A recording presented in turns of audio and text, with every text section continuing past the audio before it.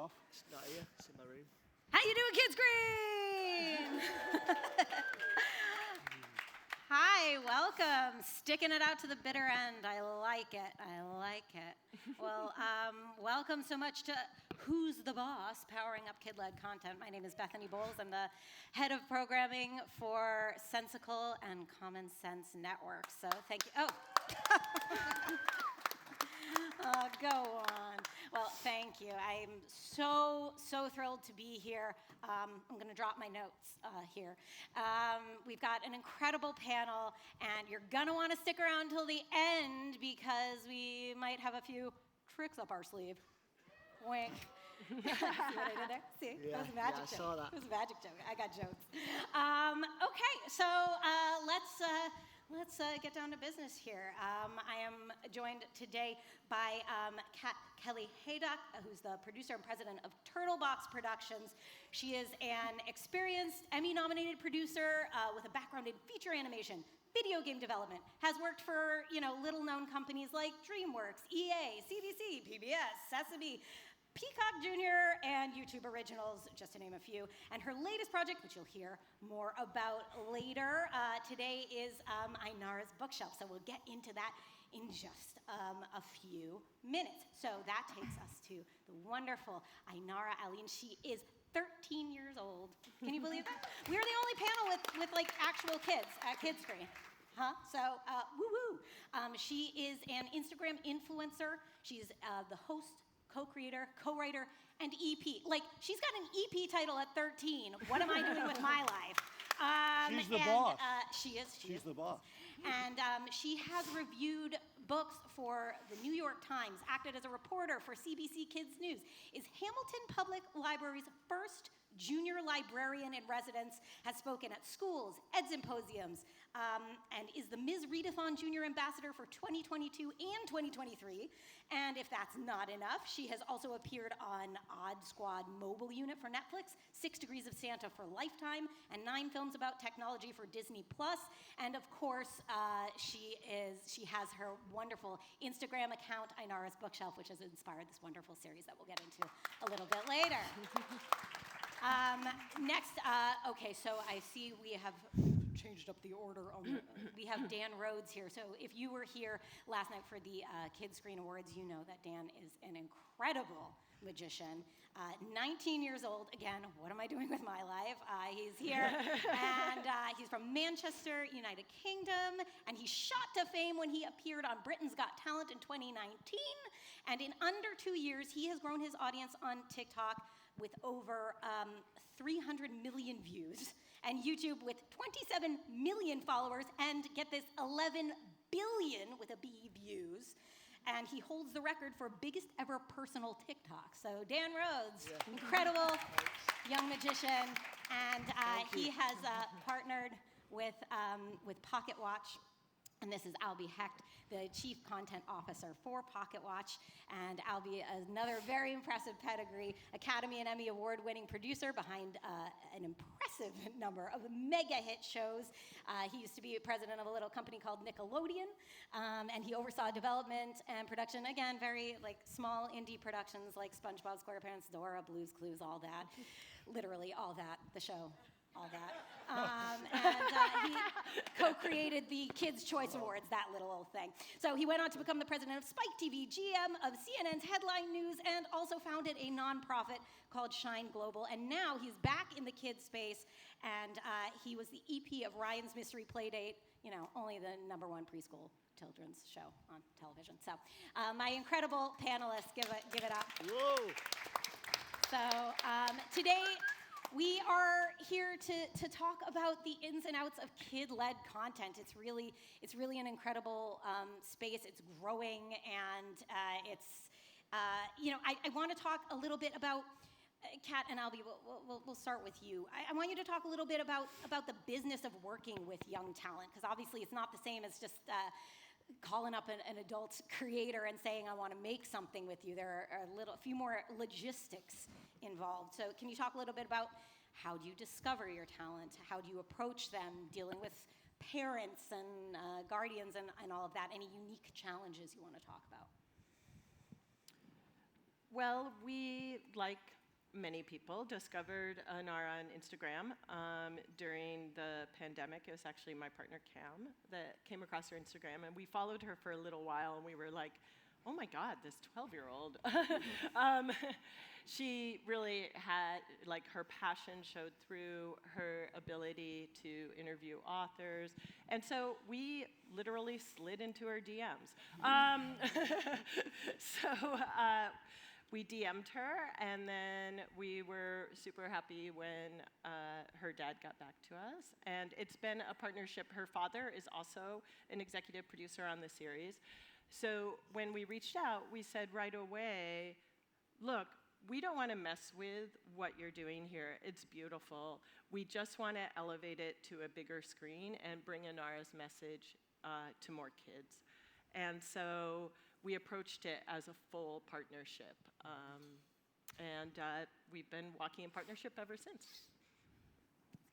Yeah, we have an incredible team of talent and partnership people who are experienced, been in the digital space for a while, back in Maker days and other days, and they're just really smart about looking for talent who is both have scale and also ascending as well, and also looking for diverse talent. So we fill niches to say, okay, we have somebody who does pretend play, we have this person who does this, does music, this, and then, you know, for Dan, he just appeared magically. And we just found him. It was certainly a niche we wanted to get into. I'm fascinated by it. He's amazing, and it's a pleasure to work with him. But, you know, I'm just so excited about the space as well, you know, finding it, because everybody looks for IP. IP is the, you know, the holy grail, right? And I believe that the creator brands that they're creating is the new form of IP, because you look at the scale of these, and we look at their scale and what they've done, and then you compare it and you say, wow, you know, we look at Ryan's World as a channel is bigger than Nickelodeon and Disney as a channel in unique views. You look at the fact that in 1 week in television, we picked a week, let's say Bridgerton was huge on Netflix, right? Same week, the FBI got 7.5 million views, was the biggest broadcast show. Then Netflix, Bridgerton, season 1 and 2, 150 million views. And that same week, our creator partners, Toys and Colors, did 350 million views. And it's just incredible. Even books are great IP. And by the way, Nora, thank you for recommending such great books. I was looking through your Instagram with my granddaughter, who's 9, and she's the head of development for Pocket Watch, by the way. And she loved the New Kid book, your description of it, and she went out and read it and really loved it. So love books, love it as a sense of IP, but as a sense of scale, like Where the Wild Things Are, big book, right? How many sales of the book globally have there been, you think? 19 million, big number, right? Lifetime views was 11 billion, now up to 12 billion. Oh, excuse me. Dan Rose, Wow. 12 billion Amazing. lifetime views is a sense of scale. So these are the new IP guys, and we want women and people, and we really want to work with them, and we do it as a partnership. Like Kat has said, really, they are the boss. That's amazing. That's wonderful.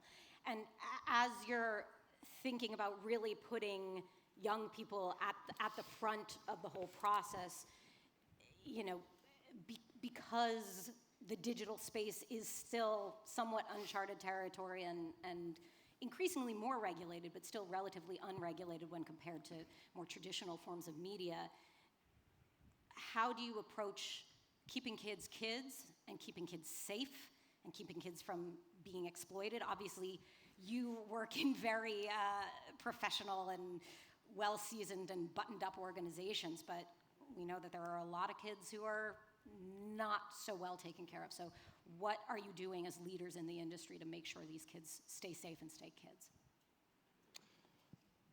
You want to take that, Dan? Yeah. No.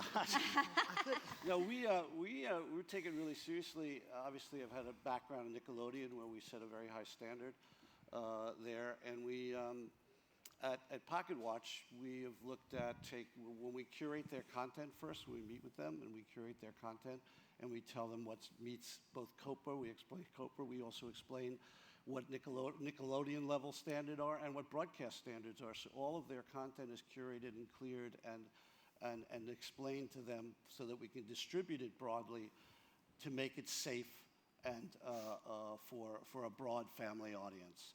We also give them a creator guide that looks at common sense standards, actually, as well as the standards of these others, so they understand what standards are out there as opposed to what they've been doing in general, so they can understand a broader audience out there. And when we're shooting with them, we may be shooting non-union, but we're always using union standards. So on a set, there's a teacher, there are hours for kids, and we adhere to that and we take care of them as well. So that's part of what we do in our playbook.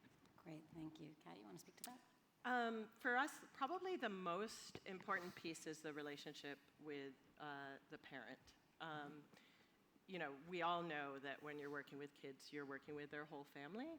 So we really worked really closely with Shani to make sure Inara was comfortable. Just even little things like making sure our accommodation choices were a good one for a kid exploring a city, like near museums and stuff. And he really helped us with that.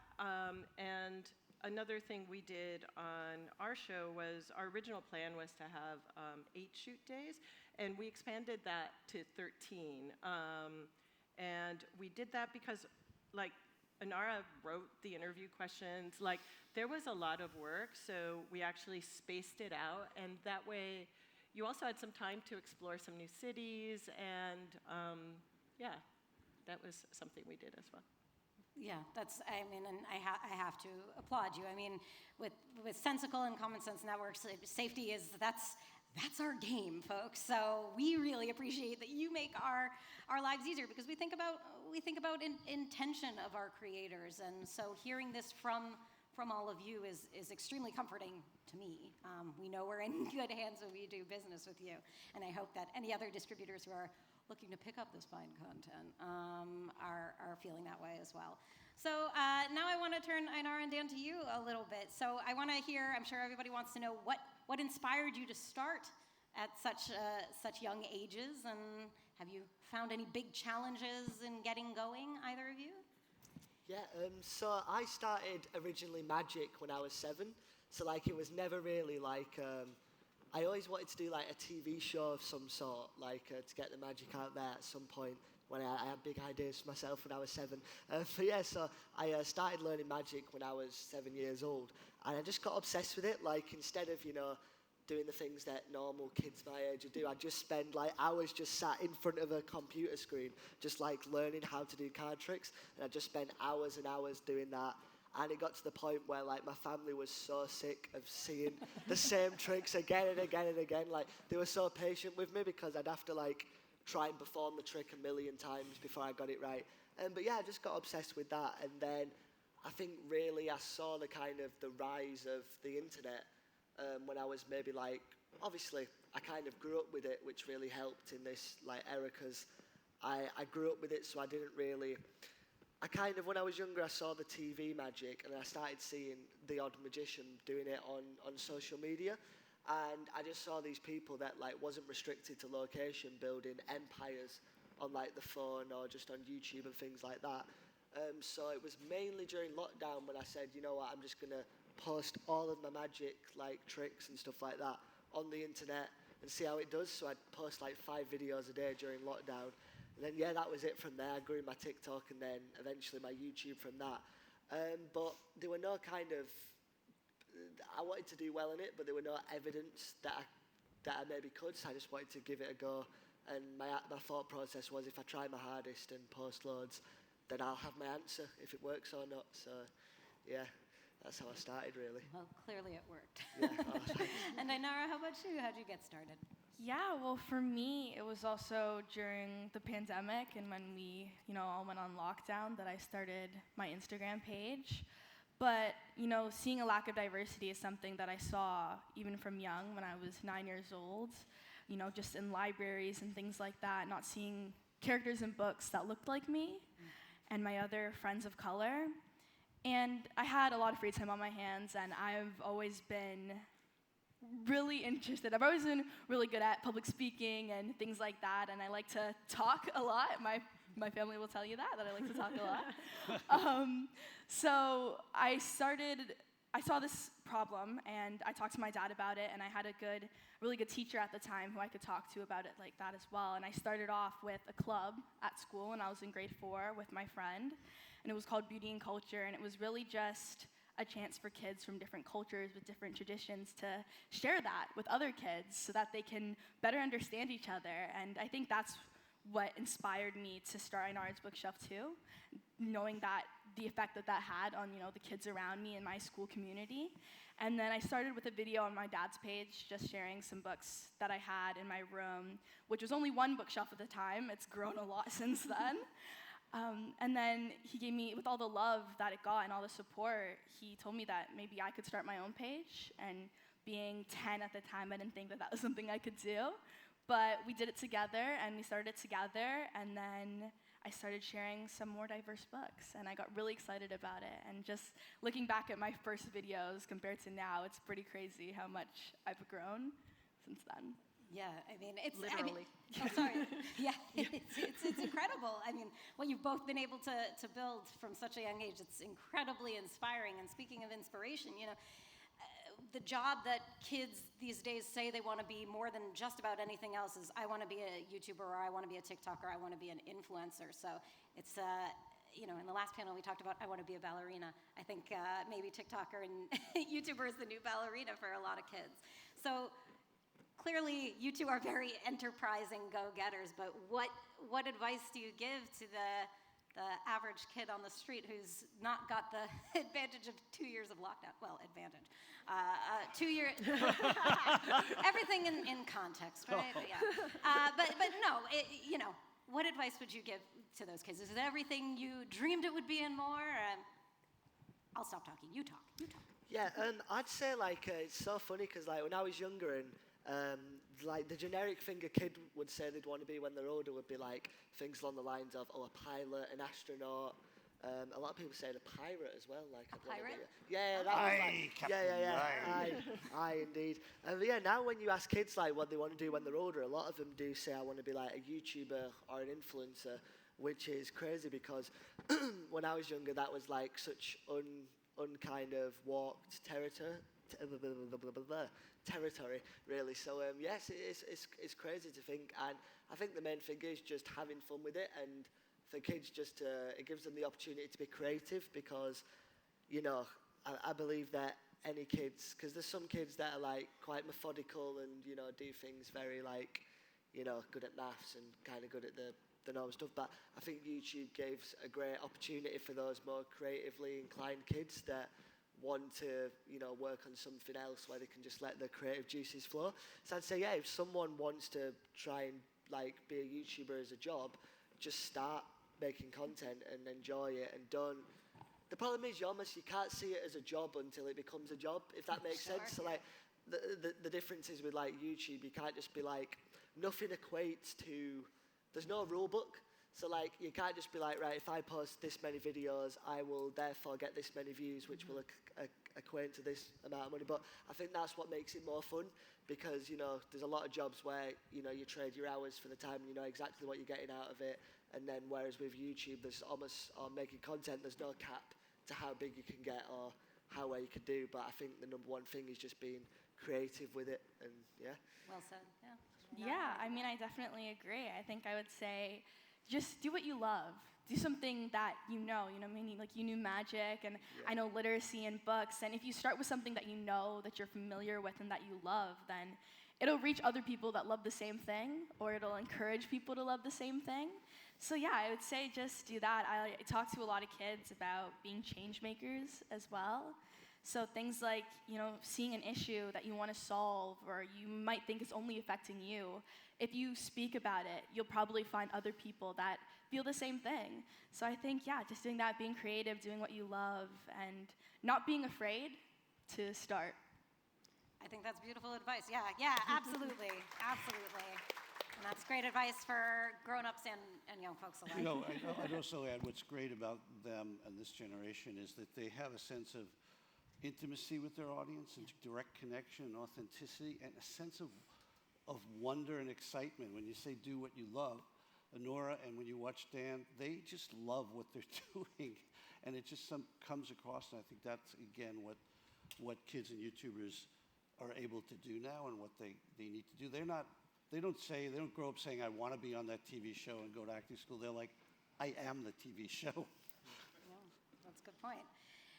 I'd like to hear a little bit, Kat and Albie, just talking a little bit about the development process, taking something that was originally so short form and expanding it into a full-blown series. Can you speak a little bit about what that process has been like?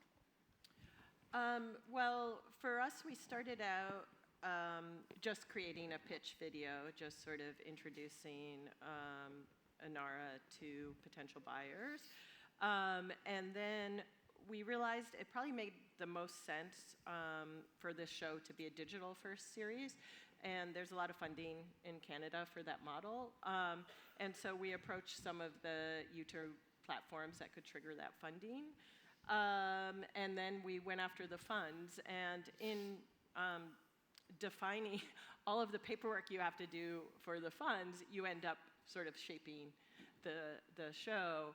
And we worked together a lot in how we wanted to do that. The biggest change we wanted to make from Instagram was actually traveling and meeting these authors in a location that related to the book. And we also had some celebrity guests. And so the top thing was to figure out who these authors were. So we generated a big list, and then we had some dreams, like Michelle Obama. And Inara wrote really beautiful letters to our list of potential guests. And then as we started to shape it, then we could build the rest of it. Does that answer that question? Yeah, absolutely. Yeah, totally. I mean, we have a couple of sort of mantras to go on. One is like, how do we keep that authenticity going? Because we don't want to take the first generation of YouTubers who made shows. It looks like they took them and said, oh, you're a host, you're an actor, you're this. They stuck them in your game show, whatever. We don't want it. We wanted to be authentic. So we have our team go through all their videos. We need to curate them anyway because we help distribute them. And by doing that, we learn a lot about what the truth is behind their brand. What is their brand? And we want to be true to it. The other thing we learn when we talk to them is, what's their schedule? They have a job. They have a budding, everyday job. We don't want to do any harm to the basic channel, so we need to also respect their content creation on a daily basis for their channels. So we look at that schedule, we look at the curation, we come up with a couple of ideas. We talk it over with them. We get feedback on those ideas. Are we in the right direction? Are we in the wrong direction? We go back and iterate again based on the feedback and the collaboration. We come back with more ideas, and we develop on 3 levels. One is premium level for streamers, big streamers out there. The other is SVOD and AVOD out there, and the other is to just experiment. Like, what else is there out there? With Dan, we said, come to New York. Let's just go start shooting. We want to figure out what's the best way to do it. He's the boss. He came out there. He said, let's go on the street. I mean, he was in the office more than... I put him in the office and said, let's just sit down against green screen. We'll talk a little bit. We did that for like 10 minutes. And he goes, I want to go to Central Park. Let's go do some magic. I was like, okay, crew, we're off. And it was like 20 degrees. And he's doing hand magic, God bless him, right? In Central Park and all over New York. And then we eventually did some things in the studio and stuff. And we learned a lot. And now next week we're going to go out to LA and shoot a piece, and that's part of the process. And all along the way, the input and the improvisational skills and prank magic that he does has been a real inspiration. That's fantastic, and I want to kind of turn that question on its head for you two, Dan and Inara. Just talking about how does it feel different? How does it feel different working with these larger production outfits from kind of doing everything on your own in your room? Yeah, well, I think it's so cool because I think that's always like the next step to kind of build more of, as Albie always says, like franchise. And I think the way you do that is like you have to do it with people who've been doing it for years and really know what they're talking about. Because I know, as much as I might know how to like edit a video and post it online, Albie and his team are like have so much experience and at the top of the field in like just understanding how to build something big, and like the team at Pocket Watch and how to really make something sustainable, because you see a lot of the time you'll have like I feel like when you start with YouTube, the reason it's so different to, or making content online, the reason it's so different to anything that's seen in the past is because the level for entry is so much smaller. All you need is access to the internet. Where in the past, any TV show at any capacity, you know, there's never been a TV show on television that was done with one person. Do you know what I mean? Like, you know, there's actors, then there's people who cast, then there's the filmers, then like there has to be a massive team in place. Whereas this is like the first time in history where someone could literally do everything themselves, be like the talent on the screen, the filmer, the editor, the producer. And I think with that can come great growth. But also, if the fundamental foundation for a team isn't necessarily there, sometimes they could burn out or it could fizzle out slightly. So I think this is why it's so important to collaborate and work with people who really know what they're doing and are very passionate about it, not just seeing it from the business standpoint, but more as, you know, the creative direction that I want to go into. Yeah, I'm really excited to work with Albie and the team, and I think it's going to be a really cool few years. So. Yeah, fantastic, absolutely. Yeah, well, I mean, it is very different than, you know, just being in my room talking to my phone for, you know, so long. You know, just talking to my dad about it. It was really a partnership between me and my dad, this whole thing, and bringing it to a bigger team. It was a hard adjustment at first because, you know, I like to do a lot of my own things. I like to write my own reviews and my own interview questions and things like that. But they were very supportive about it. And it was a collaboration. You know, they know all the big things, you know, copyright and all these things, and bringing it to bigger screens and things like that. So I think it's good between, you know, as us kids, you know, understanding sort of what kids want and what they're into, and then having, you know, the business perspective. It's a great collaboration, and it makes something incredible. So yeah, I think it's definitely an adjustment at first, but it creates such beautiful things, and yeah, it's a great balance. I mean, the first thing we're trying to get Dan to do is to shoot horizontal. I mean, every time Totally. Yes. Yeah, you have a lot more screen to account Yeah. for. Absolutely. That's really funny. Just quickly, because we do have some little treats coming up, or tricks. I want to hear just what can we expect from briefly from these new series that are going to be rolling out. What can we expect? Yes, what can we expect when we tune in?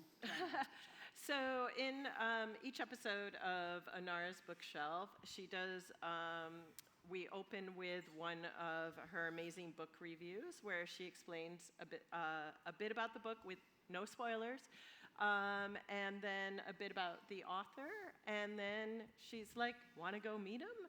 And we have a quick travel sequence, and then we did interviews with some of the top authors of books with underrepresented communities, the perspectives of kids from those communities. And then we film them in locations related to the stories. So for example, there's a book called From the Desk of Zoe Washington, where she's a baker, so we filmed that in a bakery. Or we did the book Witchlings, which is set in a town that was based on the hometown of the author Claribel Ortega. So we did a walk of the city and learned where she found her inspiration. So that's the show in a nutshell. Yeah. Inara's Bookshelf is me, you know, bringing my Instagram account to a bigger screen. I get to review some of my favorite middle grade books. I'm a big fantasy nerd, so there's a lot of that in there. So we can expect that. And yeah, it's really about helping kids see themselves, and not only, you know, the characters in the book, but then also the people behind the books. Yeah, and behind these incredible things. Like we spoke to Peter Ramsey, who's one of the directors of Spider-Man Into the Spider-Verse, and talking to him about his journey, you know, being a black man in that industry. So yeah, I think it's really about being able to step into another person's shoes or be able to see yourself represented. I love it. Can't wait. Well, the first thing we did is we said we curated Dan's amazing pieces that he's done, and we put them together in a compilation collection with some really funny magical wraparounds that he's doing from his Magic Mayhem workshop, as we call it.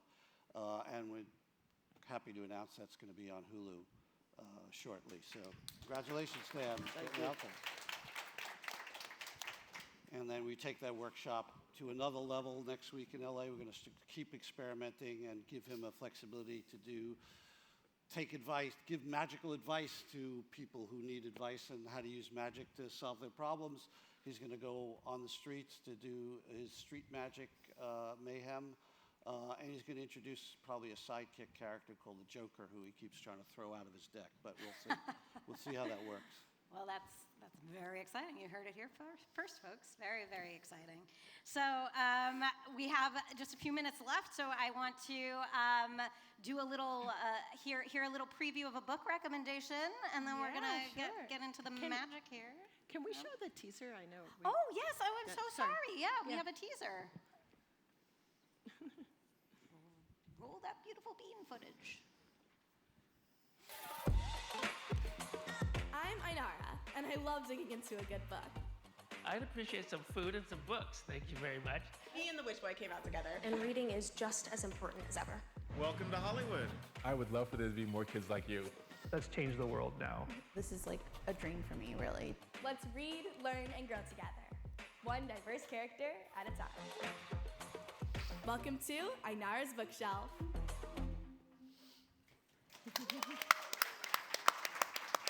All right. Did you have a clip you wanted to play that I forgot about?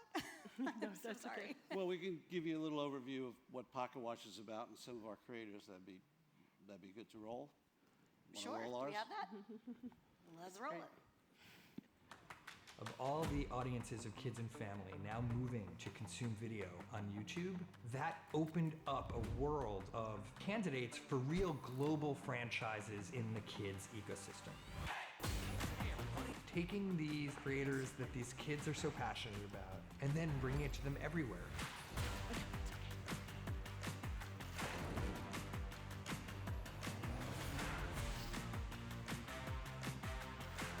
When Chris Williams and I talked, he laid out a vision of disruption in this business that was pretty extraordinary. YouTube was the epicenter of that disruption, and the kids and family influencers were the real stars of the future.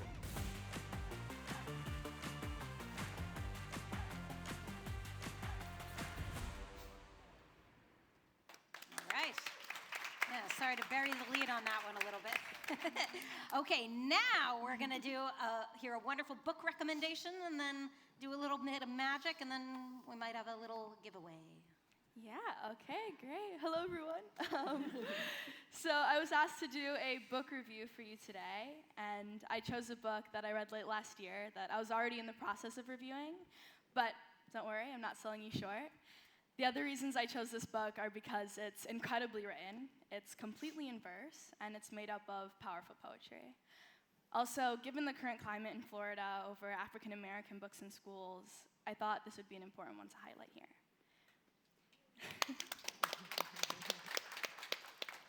So February is Black History Month in the US and back home in Canada. I'm in grade 8, and for all the years that I've been in elementary school, we've always learned about the same things during Black History Month. We learn about the Civil Rights Movement and the people involved in it, most commonly Rosa Parks and Martin Luther King Jr. Or the teacher vaguely talks about slavery and what that might have been like. But what we never really talk about is just how much of an impact slavery had on Black families and communities and Black kids. How much of an interruption slavery was in Black culture and lives. So I brought with me today a book that does just that. It's called The Door of No Return by Kwame Alexander. Like most middle grade books, it stars an 11-year-old kid. Middle grade books usually have an 11 or 12-year-old main character so that we can relate to them. In this story, it's a boy named Kofi. He's not a huge fan of school. He has a mean older cousin that bullies him. He loves swimming, and he has a huge crush on this girl. A pretty typical middle grade kid, right? Could be your son, or your nephew, or even you as a kid. But this story takes place in a time before our own. In 1860, in a village called Upper Quanta, in what is now called Ghana in present-day Africa. Despite the time and place, this is a regular kid. How can he impress his crush? How can he get this bully off of his back? Can he become the best swimmer in his group? But all of that is interrupted when he ends up on a terrifying journey in a fight for his life, taken away from his family, with no end in sight. This book hit me hard. I mean, I cried at school reading this. I was so attached to Kofi that I felt his joy and love, but that means that I also felt his pain and sorrow. This book helped me understand the true impact that slavery might have had better than any textbook ever has. And that's the power of great historical fiction, transporting you to another time, to walk in the shoes of someone in history, learning firsthand. I think it'll help kids realize that Africans were living their lives before slavery, before the trauma, before the door of no return. Black history doesn't start with slavery and end with the Civil Rights Act.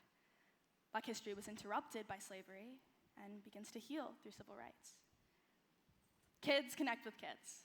I mean, that's been a huge theme in this presentation so far. Seeing a kid like themselves with so many similarities in their lives suddenly go through such a traumatizing experience will make them look at this character, look at their own lives, and realize the impact of important points in history. I know it had that effect on me, and that's one of the many wonders of reading and storytelling. I recommend The Door of No Return for ages 10 and up. I really hope you take the time to pick it up for your kids. It can spark understanding, empathy, and conversations about some important topics. Thank you.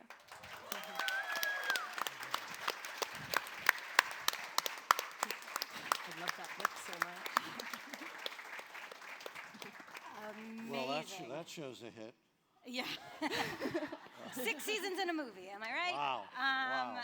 Amazing, beautiful. Well, I guess maybe we'll do our little giveaway and then we'll do our magic trick. So, trivia question: who wrote the book she just reviewed? Hands, please. Oh, okay. Yes, you win. Congratulations. So I have my assistant. There. Nice. That was fast. Yay!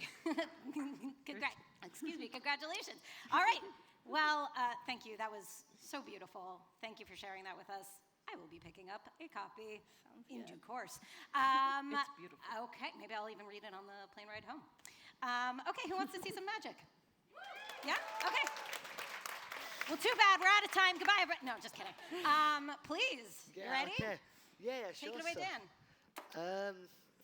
God, I need to do a good trick now. I'm under pressure with after that review. I need to do something good. All right, here we go. So, I've got a deck of cards, okay? And I'm going to try something with 10 cards, okay? So 1, 2, 3, 4, 5, 6, 7, 8, 9, 10 cards. Now, sometimes magicians will try and like hold more than one together so it looks like one, but it's actually 2. So could you make sure there's one card here and feel it and count out loud, there's 1. Yeah, 1. Okay, I'm going to put it face down on the bottom, count out loud, there's 2. 2, perfect. And number 3, count out loud. 3. And keep going for me, so count off the top, number 4. 4. And put it face down on the bottom. Then keep 5. counting. Perfect. 6. 7. All this and she can count. 8. She can count. 9. And 10. 10 cards. You can confirm there's 10. And Yeah. could you put the 10 cards in the top of the book for me? On top or Just inside it. So like open it and put it on the first page. Yeah, cool. All right, here's what I'm going to do. I'm going to give the cards a shuffle. And could you do me a favor? Call the word stop. Stop. Right, what number is this? 3. Number 3. Okay, cool. Right, I'll give the cards a shuffle. And we'll count off 1, 2, 3 cards. Now, the idea is I'm going to try and get these 3 cards to like stick to my hand. So try this. You ready? Watch. Sorry, let me go again. 3 cards. Give him a blow for me, Albie. Perfect. There we go. Here we go. Oh, I got one to stick. Almost. I'm getting there. Hold on. One more time. Oh, there we go. Hold on. If we blow again, then 3 cards should actually disappear. Now, you did have 10 cards, you counted them. Yeah. You should now have 13.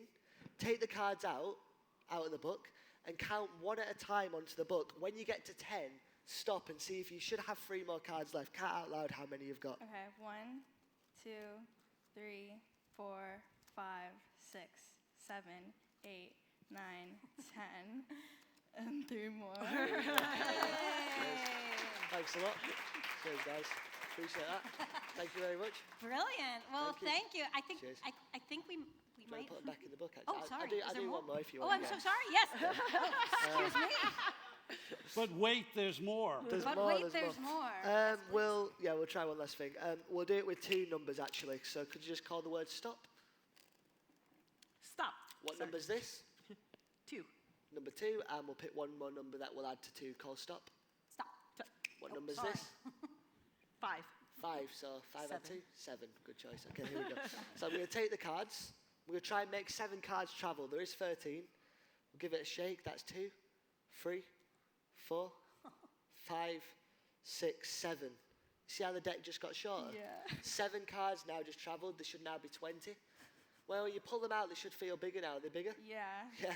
Count out loud. How many have you got now? 1, 2, 3, 4, 5, 6, 7, 8, 9, 10, 11, 12, 13, 14, 15, 16, 17, 18, 19, 20. 20 cards. There we go. Thank you very much. Cheers. Thank you. You All guys right. are in cahoots, right? Yeah. She's in on it. Well, clearly I had not seen that trick performed before, so you know that it was all legit. I think we might have time for one question, maybe? Okay, we have time for one question. I saw your hand first. Hello. Right now, I also work on YouTube, and I wanted to know, like, how much do you guys usually worry about, like, being relevant to the algorithm or keeping stuff like trendy, or if you're just way more focused on just making good content and that kind of stuff. Yeah, good question. I think that a big thing is that you've always got to like try and reinvent what you're doing.